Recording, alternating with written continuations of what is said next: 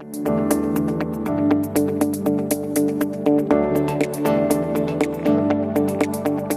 and welcome to another edition of the VenuePro Podcast. Thanks very much for joining us.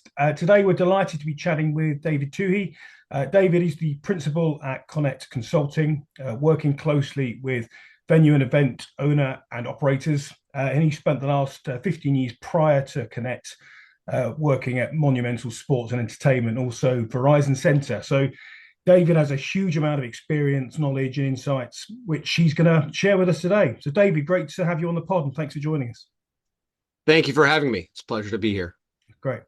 David, to get us started, could you just give us a bit of information, a bit of background on your experience and career to date and how you got into event and venue management in the first place? Sure. I started in the venue industry in college, kind of fortuitous.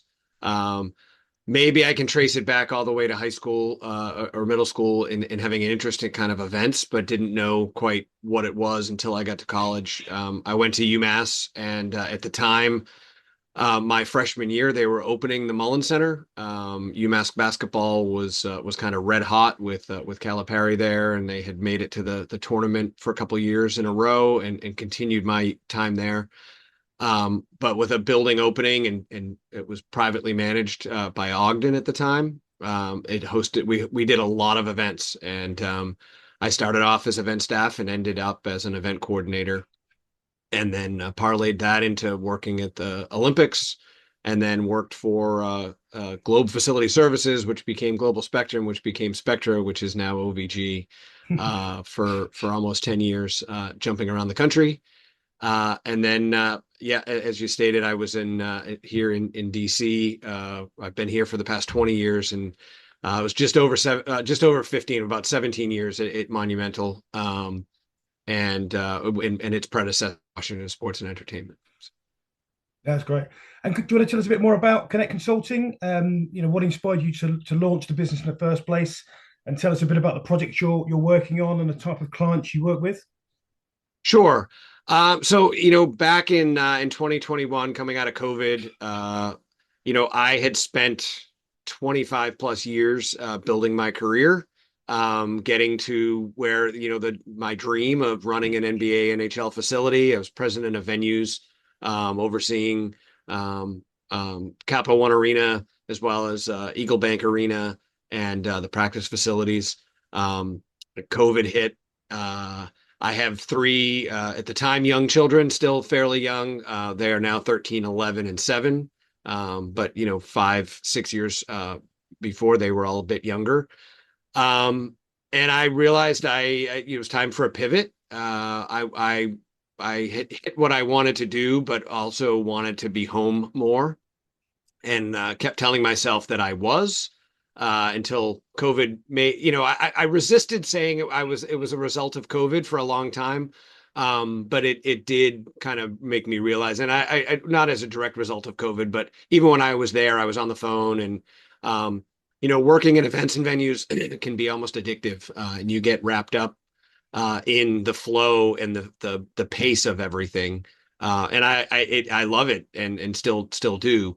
But wanted to pivot so I could be around and do more things, and looked at kind of doing a variety of different things, and decided to take my experience, keep my experience in the industry, and work with clients kind of one-on-one, and I do that in a variety of ways. I work with venues to help with their operations, do some project management. I work with different products that are looking at getting into the industry to kind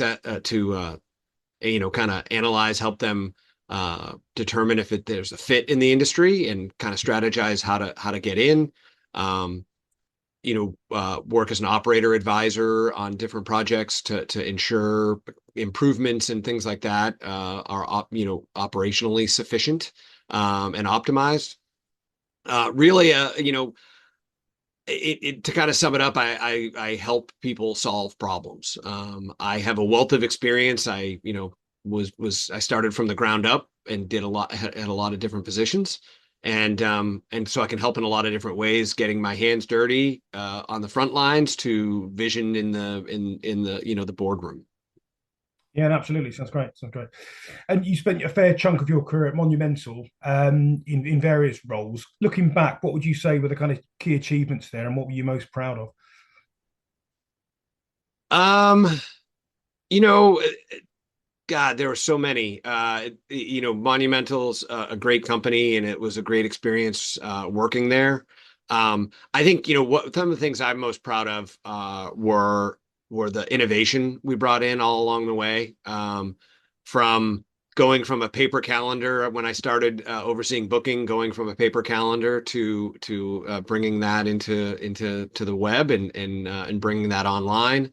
Um, all the way from bringing in incident management system and kind of changing the way events flowed to working with the different new regulations we had and bringing on new technology with our security systems and our screening methods and it continues today with the huge renovation they're doing now and all the innovation they're bringing in. But we did 5 or 6 years ago, back in summers of 18 and 19, we did renovations then that we knew were going to be temporary, but they brought in a lot of new innovation at the time with LED screening and cashless self checkout and things like that. Yeah, and it sounds like technology and innovation is at the heart of what you kind of do and what you're pretty interested in. Again, looking back at your last 20 years, I guess, of your career at Monumental and Verizon Center, how have things changed in that time in terms of technology, the use of technology? You mentioned a couple of things there, but also in terms of fan expectations, and how does technology improve and enhance those fan expectations? You know, Technology is huge. When you think about even the simplest of things now that we take for granted were technological innovations. I was a box office manager back in 1996, and I remember that 96, 97 was when Ticketmaster started selling tickets online, and it didn't even have a separate report on the audit. It was lumped in with as a ticket type with phone sales. And I remember thinking to myself, who is going to buy a ticket online? And I mean, that quickly, obviously has taken over, in the almost 30 years since. And now it's like you can't even imagine who would buy a ticket in person or over the phone. Why would you call somebody to buy a ticket? And it's things like that. I think the biggest innovation is how much easier, but how much more control the fans have had and the friction points that are removed. I mean, if you think about, it's funny to hear, and it is true complaints of people not being able to access tickets, right, on a huge on sale, and how quickly they sell out. But when you go back 30 years and you think about how shows did sell out in a day when people were trying to make a phone call or buy it in an outlet, and the outlets were spread out at every record store across town, plus at the arena or stadium box office, and shows were still selling out within hours. Now you bring that to online where, hundreds of thousands of people can access tickets at the same time, have the access to the same inventory at the same time. It's no wonder they sell out in minutes. But in people's minds, it still should take the time it took 30 years ago. And everyone loves the technology, but no one kind of places how it catches up with itself. So and those fan fiction points, the industry is fights to innovate a little bit overall. I remember when we started with weapon screening. It was we did it for half of the events, and we did it with hand wands, and then we did it with walkthroughs, and then we did it with and now there's even newer technology with much frictionless and faster screening methods that are being implemented. And now you can't, again, it's the same type of thing. You can't imagine going to a large event and not going through a weapons screening. Whereas, again, 20 years ago, it was a foreign thing, and it's both the operators as well as the fans need to adapt. Yeah, I think the ticketing is really interesting because I think ticketing's one where, the technology is incredible, and the fact that you can buy tickets online just by clicking a few buttons and playing with your credit card is amazing. But I think people also hark back to the good old days when actually, you could stand in line and get a ticket, and they weren't sold out in minutes, and you didn't have to wait online for 2 hours in a queue. You know what I mean? So I think, yeah, there is some ways where technology is almost, become too powerful. But Yeah, I taught a class to a Georgetown program with high school students, and we went through an example of what it was like to try to buy tickets not online. We kind of divided everybody up and had different outlets in the room, and it was about 100 kids, and it worked as successfully as it could, but the chaos and the waiting in line and the lack of inventory at one place, and while I think it kind of rang true for them of just how convenient picking up your phone or a computer is to buy tickets. yeah, but I was telling my kids about Blockbuster Video the other day. Like, it blew their mind. Yeah, yeah. Oh, that's another one. I mean, it was yeah, the thought of just clicking to watch a show instead of having to get a tape or a DVD. It's bad. I mean, obviously, technology is a key part of VenuePro and what we offer, and everything we do is about streamlining the operation, automating, improving the experiences of guests, but also of team members as well, and reducing paper digitization. Thinking back to your career over the last 20 years, but also what you're doing now with clients at Connett, where are you kind of seeing the biggest operational opportunities to streamline things and improve return on investment, to completely automate a lot of processes that previously were manually driven? I think the a big part of innovation and the new products out there is how they're used. I think that a little bit is a I don't want to say an opportunity that's not fully realized yet. It's not missed. It's just not being fully realized. The buildings get so busy with events and with the flow of things that bringing something new into the fold can take a long time and can feel overwhelming. And that's one of the things that I like to work with venues on, is helping that kind of coming in on the short term to help fold in a new process or a new product or a new issue or a new project. Because I'm there temporarily to ease that additional burden, but have the experience to be able to help sort it out, help venues and their staff sort it out while they have to do their regular job, right? While they have to run their building and their staffs and their event load. I can help support bringing the new things on. But I think one of the keys is all this new technology and innovation still needs the human touch when it comes to events, because events are still touching humans. Yeah. And one of the misnomers about AI and everything is it's going to completely automate everything and take the humans out of it. Now there may be some industries where that's true, right? And where it reduces it. But I think when you touch humans, as fans and guests, and you have such human interaction, you need to have human interaction.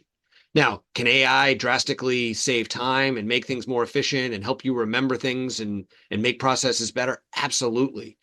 But it's taking, and info is key. And part of the innovation, that VenuePro offers is collecting info and having that data available. But it's harnessing how to use that data. And maybe it's AI that helps you use that data. Maybe it's going back and looking at the reports, looking at, how an event happened in the past, or having AI predict, hey, on this event last year, you ended up doing this, this, and this. You wouldn't want AI to automatically include those things, because maybe there was a reason why that AI is not seeing, but what a great reminder for someone to look at. Or you get data from your reports that tells you that, there's a bottleneck at a certain place on the concourse. Now, AI can tell you that there's the bottleneck. It might even offer suggestions on why the bottleneck is there. But some things that it can't see, you need to go there during an event and have staff take a look at it. So it's utilizing all that data and all the info we have to really harness the power of it all. Yeah, I think you're right, and I think that's kind of what we come up against in terms of when we're speaking to prospective clients. Is it's just there's so much on the market. There's so many tools on the market. Yeah, AI is making it even more difficult landscape because there's new tools coming on every week, every month, and it's trying to kind of understand what's good and what's bad. And obviously, most operators haven't got the time to do that. They can't sit there and sift through the various technologies that are available. So is that something you offer to clients as a kind of solution? Is you can, once you understand what their pain points are, you can provide the relevant technology. And what are the main kind of pain points? Is it still traditional pain points around queuing points or transactions, or is it more about technology and implementing the right technology at the right time? It's implementing the right technology at the right time, and different buildings have different issues for what technology is needed. But it coming out of COVID, staffing was the key pain point. Everybody was short on staff, and I won't say that that's not still a pain point. That staffing still is an issue, but it's leveled off a bit, and it's not as much of a pain point. But helping organize that staff, keeping track of incidents, keeping track of, like I said, like the management by walking around. I don't think can ever be replaced by AI. Now, AI and innovation can help make that management by walking around more targeted. So all right, one thing I always did, I always tried to be out walking around during intermissions when guests were out to try to really look at things. But big buildings, big events, you can only be in certain places. So if a report or AI can say, hey, it looks like there's an issue here or here, well, then you can target yourself by walking around better and helping improve and taking those insights. AI is not going to be able to solve for everything.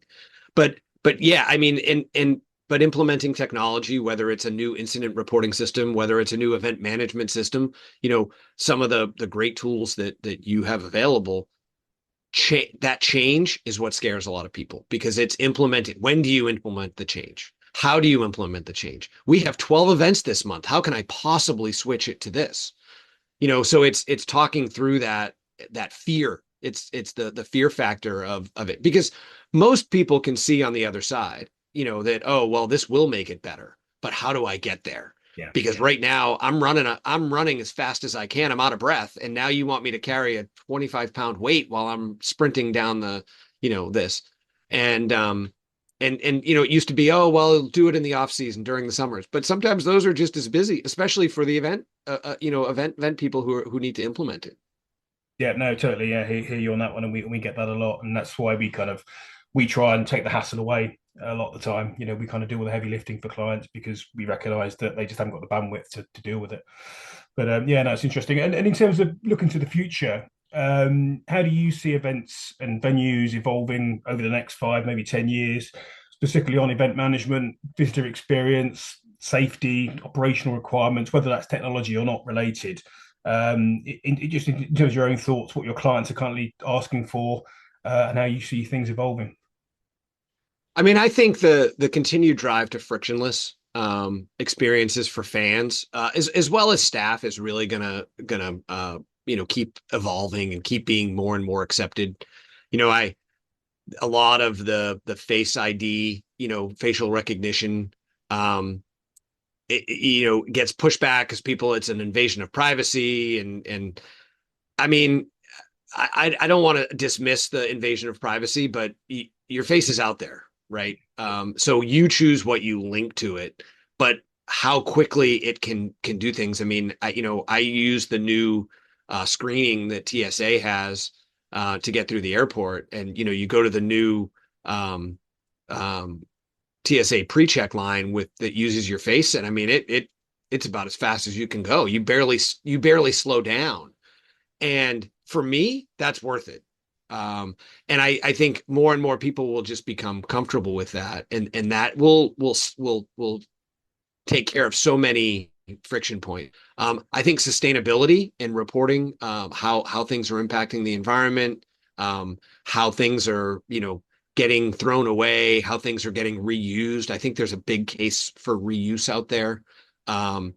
Those type of security things. And like I said, just harnessing the data, keeping track of what's working, what's not, what you're using, what you're utilizing for event, what you think, and then what you plan to utilize, and then what you actually utilize, and looking at those differences can save, not only time in setup, but can save money in purchasing, can save, why are we using so much, or why didn't we use what we thought?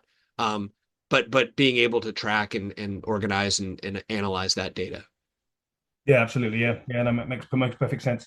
And finally, it's a question we always ask our guests, but is there any advice or insights you'd like to share that might help the next generation of venue operators or event operators? The advice I always share, it sounds a little cliche, but is kind of embrace every opportunity. It especially early in your career, learn everything you can, jump in wherever possible, view everything as a learning opportunity. Everything takes time. And as much as innovation and AI and everything can really help out, experience is still what's gonna elevate you, and get that experience wherever you can. There's so many opportunities available now than there were 30 years ago for people entering. But work at larger events, volunteer if you have to, but just consume as much as you can to get that experience and see how things are done. Don't shy away. Yeah, I think great advice. And I think things take time is an interesting one as well, because I think certainly my kids think, they're going to be top of their careers from day one, and they've got to put the hard work in and, be a bit patient. I think the expectations of kids today is that it comes pretty easy, but, yes. But no, that's great. So great advice. And thanks so much for your time today, David. Really great to hear about your background, your career so far. Get your thoughts on the challenges being faced by the industry right now, and also what we can look forward to in the future. So thanks very much for being with us. Thank you. Thanks for having me. Really appreciate it. If you want to find out more about Connett Consulting and what David gets up to, we'll drop the website in the video description. And to find out more about VenuePro, please visit us at venupro.co. Do give us a like and subscribe to the channel to be the first to know about new episodes. Thanks very much for watching, and we'll see you again soon.